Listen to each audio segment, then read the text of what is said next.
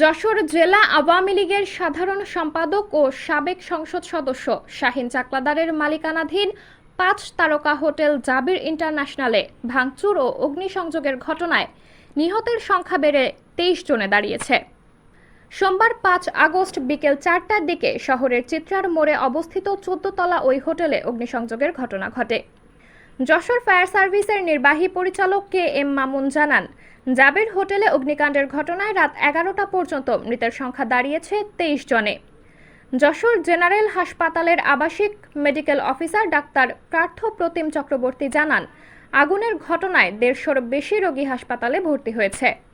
বিকেল ৫টার দিকে press club যশোরে এক সংবাদ সম্মেলনে বৈষম্য বিরোধী ছাত্র আন্দোলনের যশোর জেলা সমন্বয়ক রাশেদ খান জানান, বিজয় মিছিল নিয়ে আমরা চিত্রার মোড় অতিক্রম করার সময় আমাদের মিছিলের পেছনে কিছু দুর্বৃত্ত এই অগ্নিকাণ্ড ঘটিয়েছে।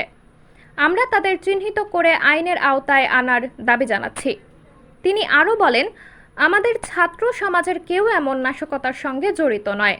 এর আগেও তারা কোনো নাশকতা করেননি। সাবরিনা জলিল, সবার কথা।